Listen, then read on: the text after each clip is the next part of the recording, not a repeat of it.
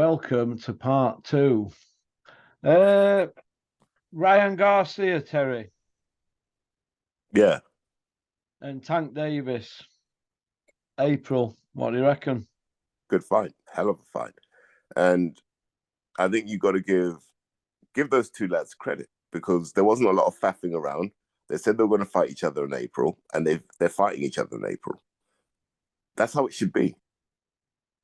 Yeah. Talk a bit of nonsense on social media, go back and forth, and then just get it done. And they seem to get it done. And I like that. Yeah. Yeah. Who do you see winning? I think Tank Davis wins. Do you? Yeah. He's got it. I think he beats all of them. He's got it all. Yeah.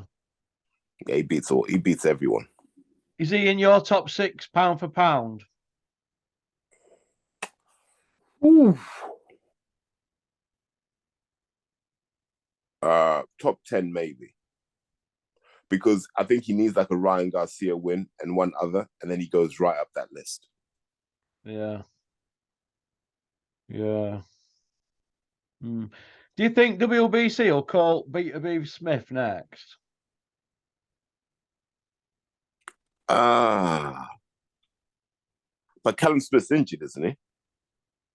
I don't know. It looks like he's got a black eye to me, but they still call it, can't they? But isn't that why he's not fighting the Stepien guy? Because he got injured.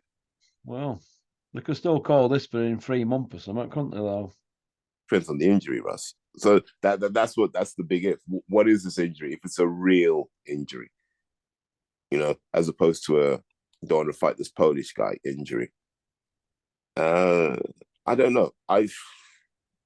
No one wants to see that fight, so why should they call it? I don't care about it. I don't think boxing fans generally care. There's a list of more deserving people than Callum Smith for that shot at Beterbiev. yeah. Oh.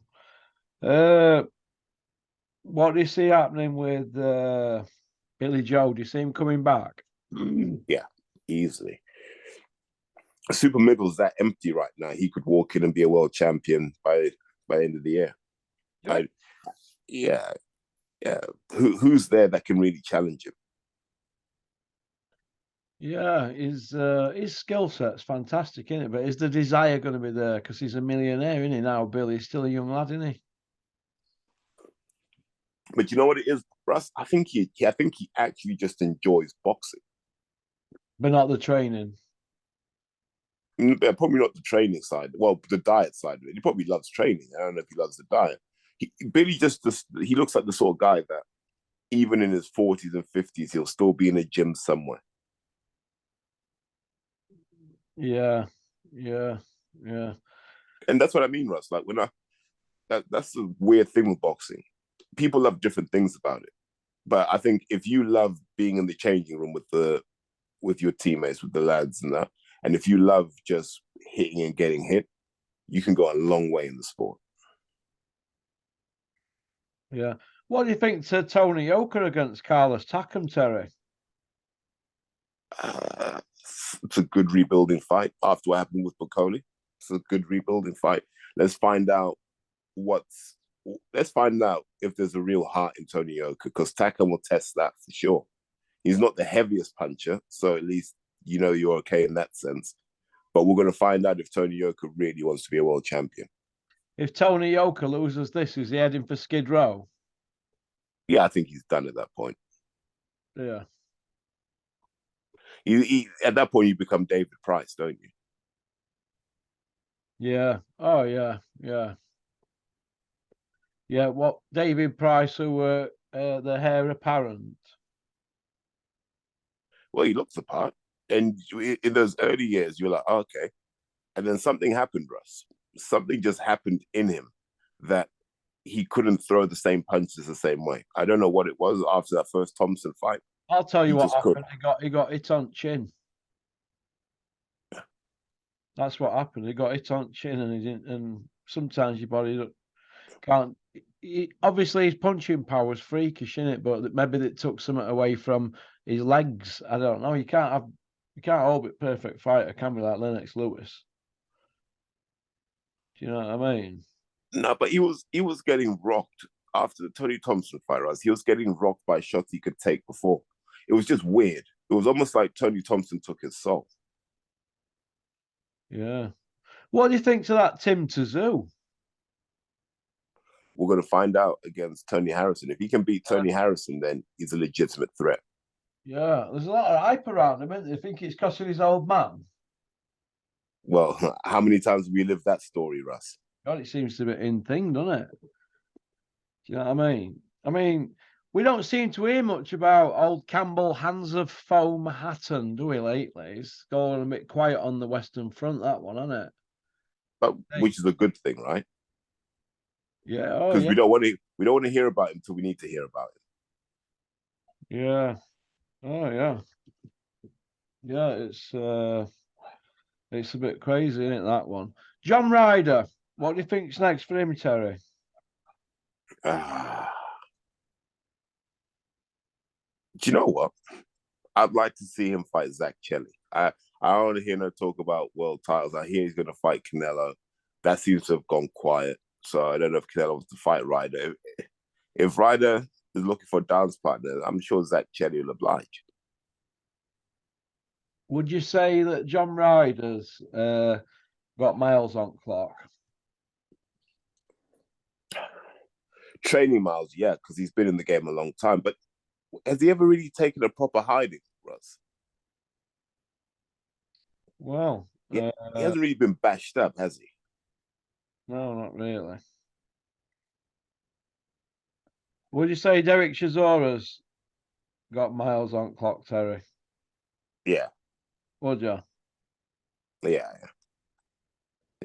And you got to really respect how he's managed to carry those miles without slurring his words.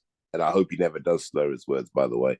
Well, Manny Pacquiao was 5 years older than Chisora, and he's boxed 498 rounds, and they're going to put him in with Conor Benn. But Derek's only boxed 314, and they're saying he's shot to bits. Well, what's Manny Pacquiao then? Yeah, that's what I've mate. You're absolutely right. I mean, 498 rounds, that's Ali-esque, and we know what Ali were like at end after all them rounds, don't we? And Derek's had a lot of sparring wars, and so has Pacquiao, because that's how Freddie Roach trains them. So, yeah, why is Pacquiao even at mix for Conor Benn, who's 18 years younger? They shouldn't even be in the same arena, should they, watching a fight? Well, they wouldn't be, would they, with their age difference? They'd be at different groups. It's different generations, isn't it? Yeah, I look, it's poor. It's poor. Conor Benn could easily come and say, do you know what? Give me Virgil Ortiz, right? If you're my hard fights, take a Virgil Ortiz fight. Take an Evanesian fight. There are fights you could take right now. Yeah? And the fans may warm to him if he took them on. Pacquiao, no, it looks like cherry picking. Broner looks like cherry picking. If he fought Thurman now, it looks like cherry picking. It's as simple as that. Yeah, that's true. That's true. Speaking of Derek Chisora, he's had a go at promoting, hasn't he? Oh, Derek, he gets everywhere, doesn't he? I seen him walking around Saudi with his Saudi outfit on. What do you think about all that? You think he's just grifting, as you say, Terry? Yeah, grifting, business development, whatever you want to call it. He's out there making sure that if there are any dirhams dropping out the sky, he's catching them. Yeah. So fair play to him. Like, look, you've got your own channel, Russ, right? You know, you've always got to be putting in little bits of work to make sure that your audience is growing, right? Oh, God, you mean bits of money. Yeah, you've got to do it, haven't you? You've got to get yourself out there, haven't you? Yeah, and so he's doing that. How many times do we moan about boxers not putting the effort? Yeah. I don't want to see Derek fight again, though, but if he wants to go into promoting, that's good, isn't it? Even if he fought, yeah, you're right. I remember I said this once for us. Every boxer should be given a 30-fight limit. From when you turn pro, you're licensed for 30 fights and you can. They'll want to take good fights, and if they're running out of fights, won't they? Yeah. They won't be there won't be that many Lithuanian journeymen on your record if you've only got 30 fights. I promise you that. Exactly. There'll be a couple, and that's it. And they'll learn the trade in the gym, learn the craft in the gym. Yeah. I wish there was a global rule that said you can only box for 30 fights maximum. Good idea, that, Terry. That's a good idea. BoxRec rankings. They've got Fury number 1, obviously, and then they've got Usyk 2, Joshua 3, Ruiz 4, Joyce 5, Wilder 6. Is that how you see it?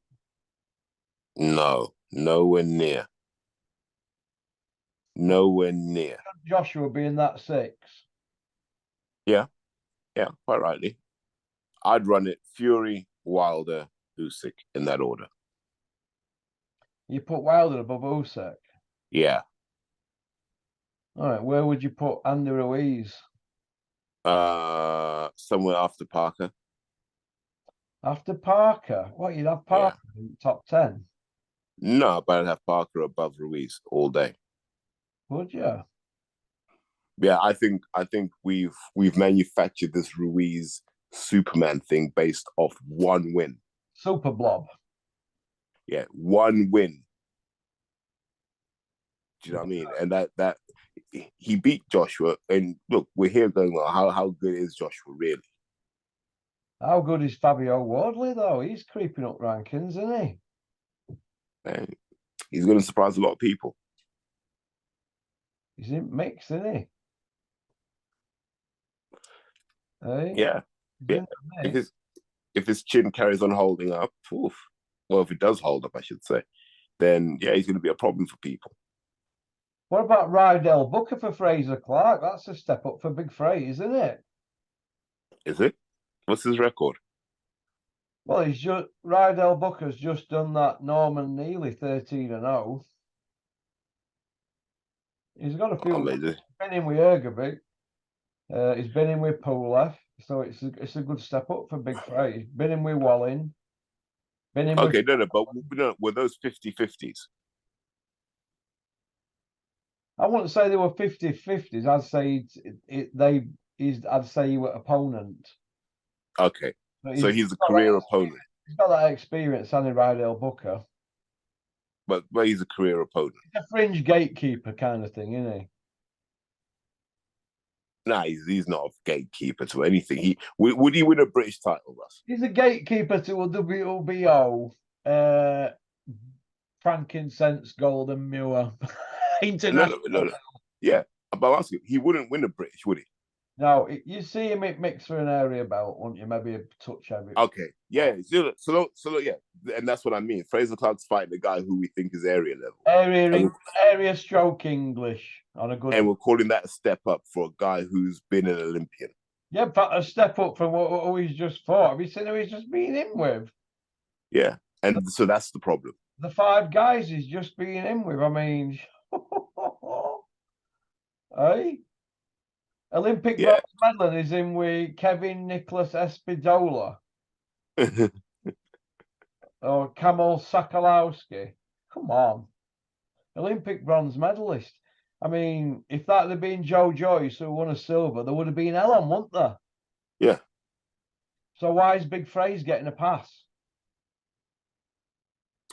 I've never understood it. And then I always say, why do they always get him on these Sky shows in front of the camera doing commentary? He just wanted to make a living out of boxing and not rush anything and wait till a big payday comes or something. Is he just ticking over, do you think? Looking at it. He hasn't got that kind of time, Russ. Well, I mean, he's running out of time, isn't he? What was he, 32 in August? Yeah. Yes, he's not getting any younger, is he? Yeah, he's getting to the sort of Joe Joyce ages when he won his Olympic silver. Well, Joe Joyce has got a bit of a move on, though, really, hasn't he? Yeah, he probably would have moved quicker if people were brave enough to fight him. Shouldn't Big Fraser be challenging like Gormans and David Adelaide's and people like that? Just fight Dave Allen. Yeah, Dave Allen against It's Big Fraser. Yeah. Have you seen Big Fraser's what they call it, dressing gown when he comes out to ringing? It's Big Fraser, I'm back. Couldn't he go for something a bit more blander, like like Andy Lee, who sat in front of me at ringside? I was second row ringside for Ops Groves, Manchester. I'm sat behind Andy Lee, and kid's mum goes to me, "What's he got his name on his back for?" He turned round. We're drunk once. I thought, shut up. I thought, well, I'm sure he's got Andy Lee on his back. I said, well, that's what they do. But it's Big Fraser's a bit more cheesy, isn't it? I think it's funny. It's a bit more exciting than Andy Lee's in block capitals. Andy Lee. At least Fraser's got an imagination, hasn't he? Oh, mate. Yeah. What do you see next for Fabio Wardley, though? Do you see him defending belt outright, Terry? They'll get me European. Because he's only Like, 28-year-old. Yeah, you think he'll go for European? yeah. Well, British champion now.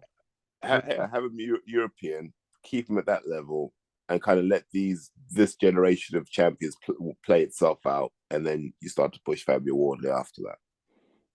Fabio, 6'5", age 28, 15-0, 14 by way of. Is he the new Juggernaut? I mean, he's got the same record as Juggernaut. No, he hasn't. Like, Joe's done it at a high level. Oh, I know, but 15-0, I meant 15-0, 14 by way of, but Big Joe's 38 this year. No, you can't. Big Joe, isn't it? You can't compare the two. Oh, no, you can't. I'm just saying it. He's going in the right direction, though, Fabio, isn't he? Yeah. For a guy who came the white collar route, like what he's achieved so far is incredible. Dave Allen must be kicking him some opportunities he's had, do you think? Well, Dave could have stayed in the gym like Fabio does. Yeah, that's the simple answer, really, isn't it? Clinton Woods always says that. Just got to stay in gym. Just got to stay ready. Stay on it. It's your job. You know that, and that's in layman terms, isn't it? Really. Like I said, if you love getting hit and hitting people, if you love being in that changing room, you'll go a long way in boxing.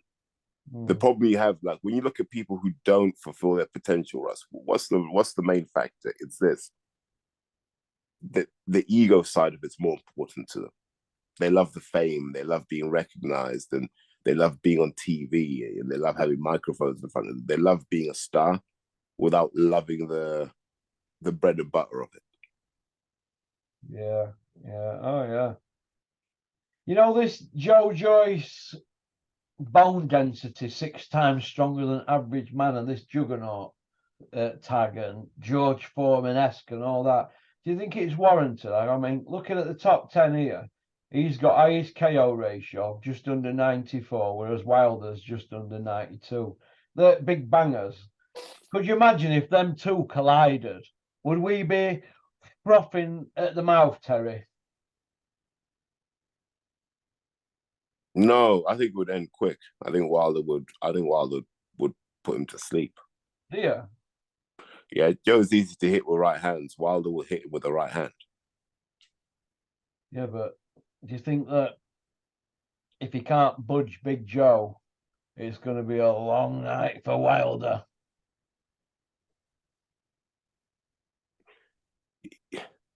Wilder's put down everybody. Yeah, everybody, even Fury, hasn't he? Without exception, he's put Fury down multiple times. 4 times, didn't he? And wobbled him once into ropes, didn't he?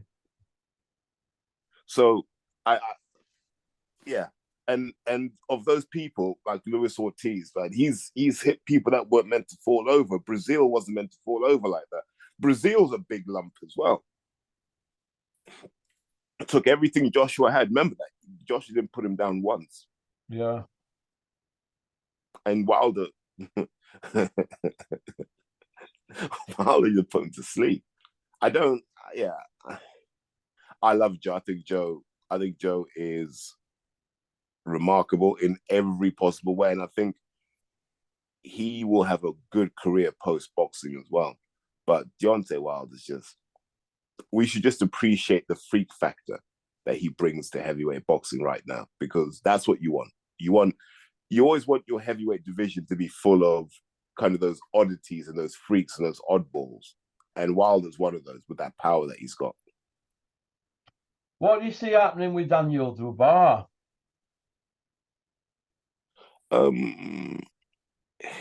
He'll fight for a world title at some point. He'll probably win it, and then your guess is as good as mine after that. I mean, what did you think about his performance against that Lerena? I think he took Lorena lightly.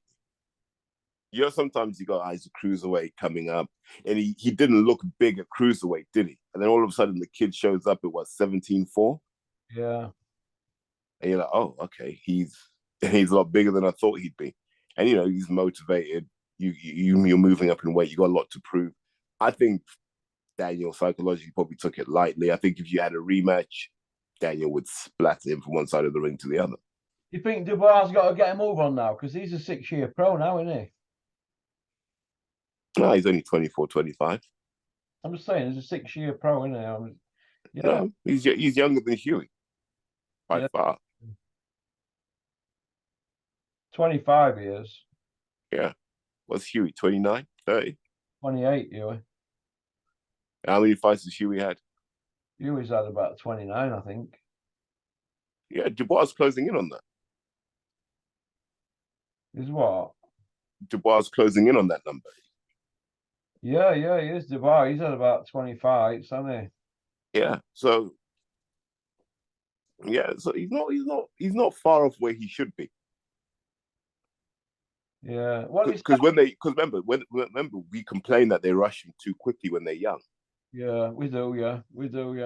What about Johnny Fisher? Where do you see his role in the heavyweight division at the moment, Terry?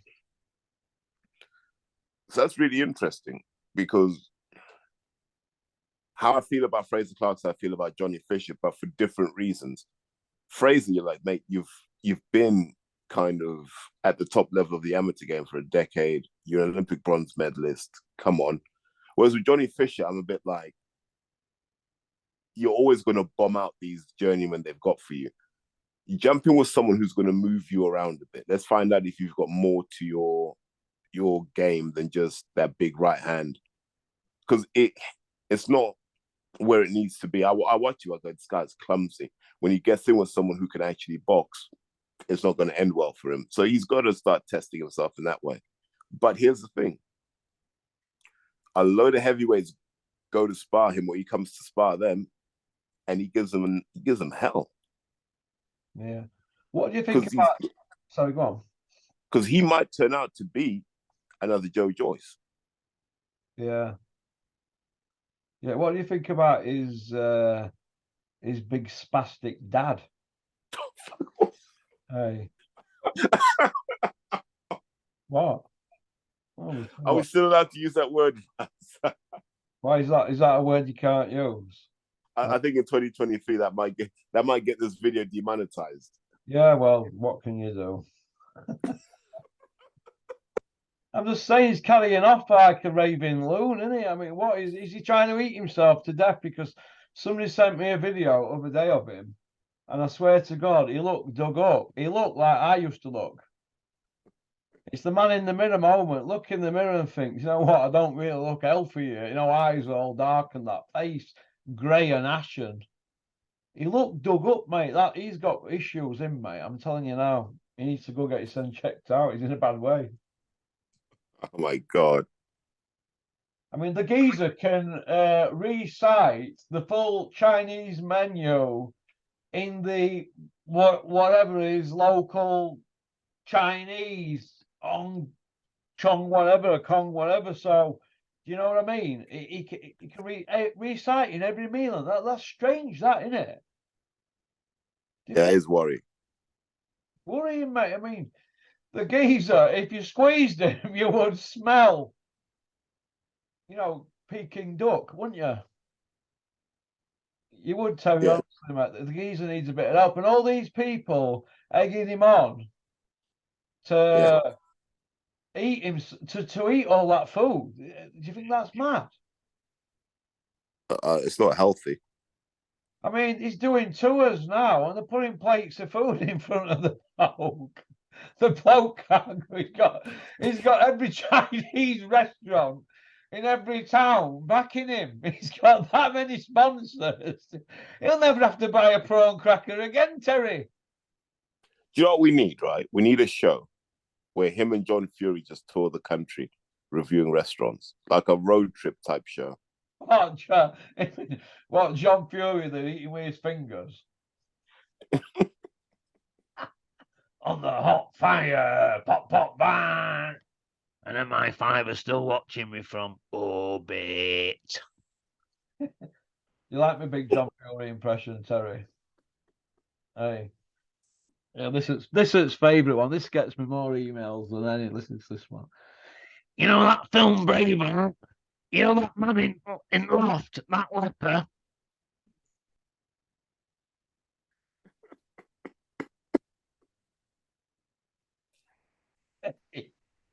When he gets me, he's gonna string me up.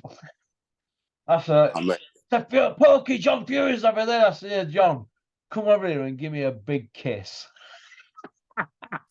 I don't know about that, but okay. Can you imagine him bounding over hotel lobby in his Fury Power t-shirt, Gypsy King in one corner and Furiosity in other, bounding over at me? You can imagine, can't you? About 18 people holding him back. Oh, he's got that one off to a T, hasn't it? That one. He's like Hulk Hogan, anyway, with these scripts. They played a blinder, though, didn't they, with that Jake Paul betting thing, didn't they? Everybody fell for it, didn't they, Terry? Yeah.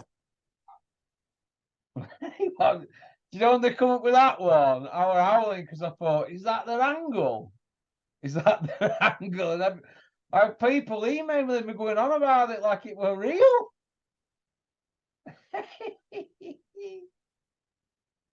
But wait, I see anything to make a quid or two. It's that this is the part I don't like about boxing. All this stuff where the people not fighting become bigger stars than the people fighting.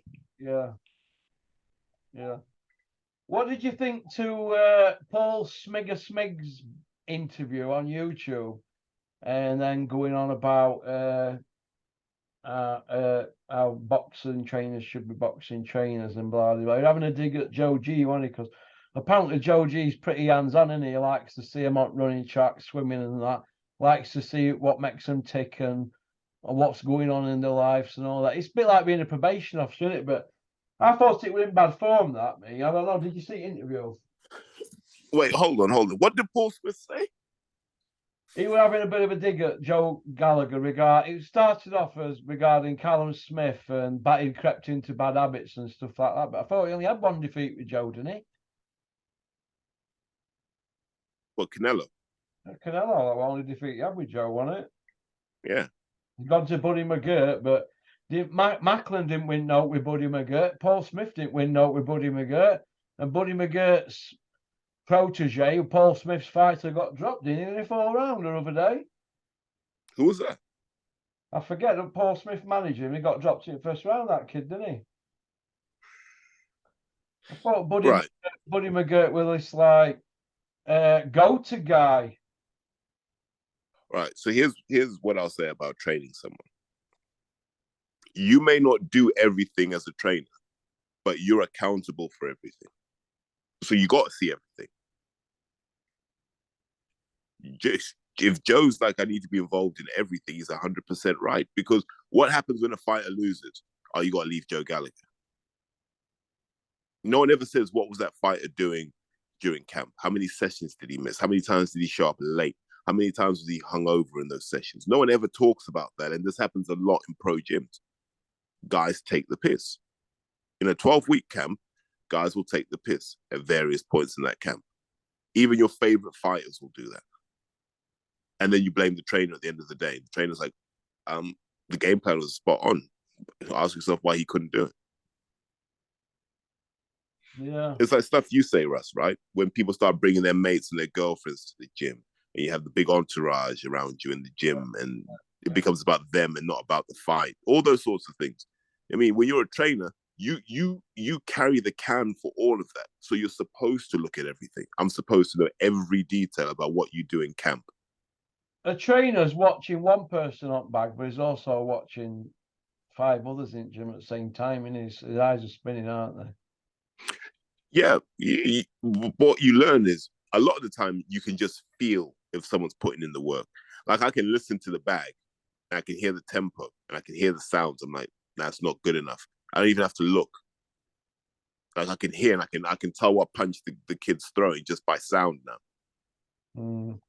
And then I just think that Paul Smith, I thought he did well, like off with Joe. I thought they did well. Like, he got into big fight. I mean, he had DeGale Groves. No, I don't think he had DeGale with him, didn't he? I think he had Groves with him, didn't he? Zuga, 2 Abraham fights, Andre Ward off at back of what? Abraham. Twice. Yeah. He had Andre Ward and he were overweight, way overweight. But he gave Ward more trouble than Froch did. Oh man, he done me a favour. No, he did. He got knocked out. Yeah, but in those early rounds, he showed a lot more than Carl did. I think Paul Smith would have given Carl trouble at his best. Yeah, I bet Carl Froch is frightened to death of Paul Smig, aka Jim Royal. Well, have you seen them whenever they bump into each other and Carl's all like, "Hi Paul, anything you want, let me know, mate. Please, thank you, sir." And then he just goes off. Paul Smith's got a sense of entitlement because he's a Smith, in my opinion. That's my opinion. And because he's mates with Stevie G and Rooney, he's got a sense of entitlement. Who's Paul Smith's best win after Tony Warrior Dodson? I have no idea. That's one career. Tommy Tolan or Jamie Ambler? Or were it Tony Todson to 2? World War II. 2 worlds collide. Jeez. Hey.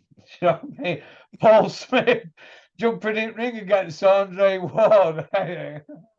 A stone overweight with hamburger meat all hanging out. Hey, at least you'd shave that off, wouldn't you? AKA Jim Royal now is running around with a big beard, isn't he? Giving advice out. It's like the Sam Watson at UK, isn't he?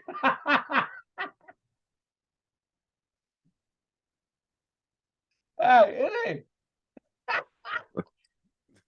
What do you think to that? Hey, well, it's true, isn't it? You know man. But I just don't think they should be digging out Joe Gallagher. Joe fought so hard for that family. Listen, Liam Smith won a world title, but let's have it right. Nobody in boxing can tell you who he beat for it. No, I can't. Do you know what I mean? The gifted a WBO from Uncle Bricktop, gifted a WBO, navigated through choppy waters for Canelo money, just like his brother. His brother fought a wounded George Groves. They got millions. Who's his brother's best win? George Groves and who? Rocky Fielding. Is that it?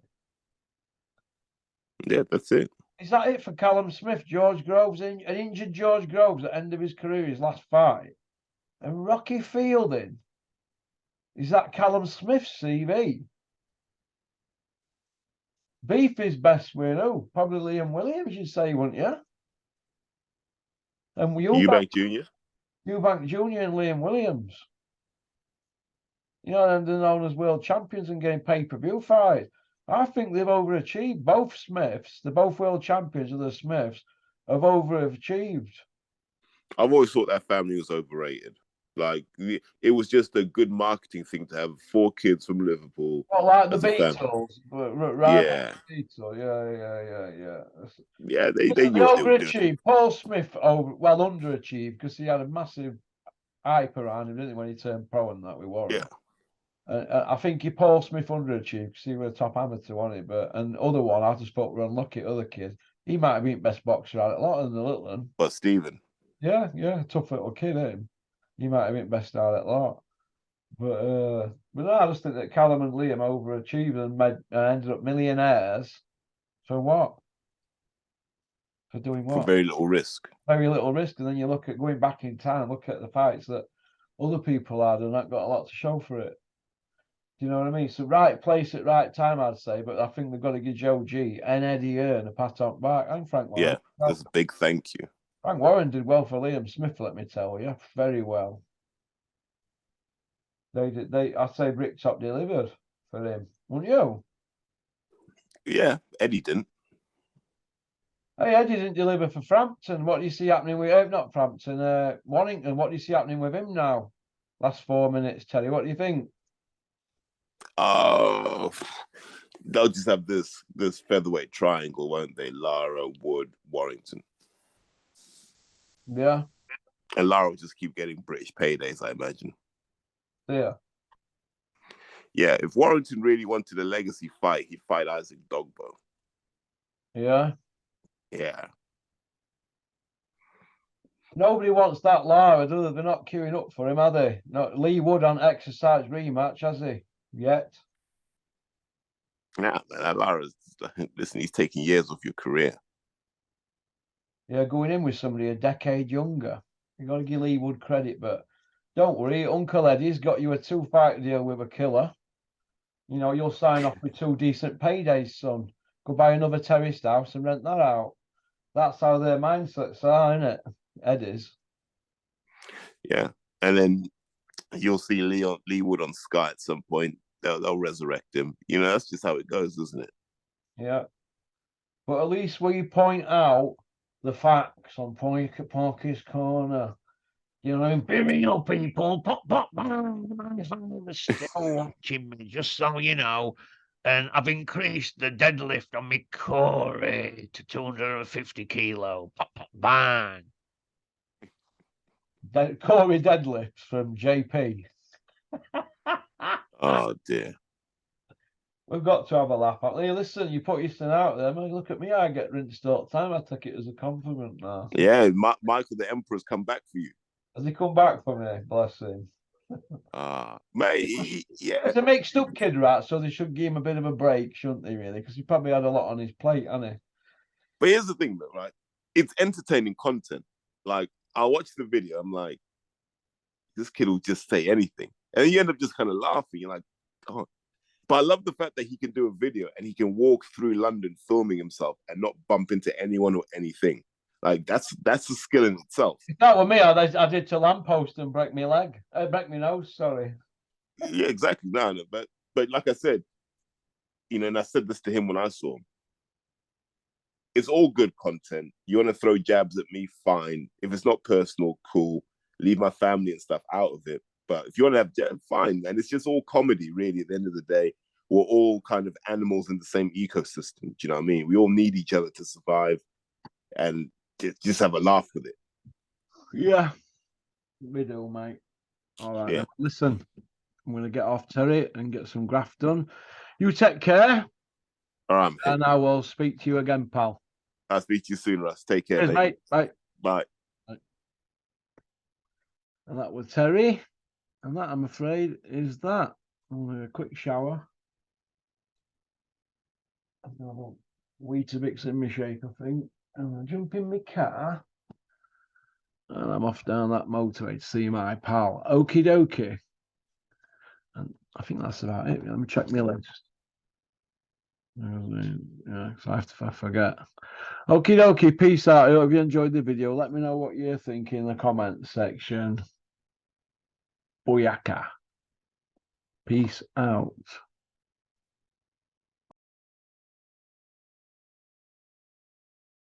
Porky's Corner is proud to be sponsored by Spartan Site Solutions. They are specialists in civil engineering and demolition contracts for the construction industry.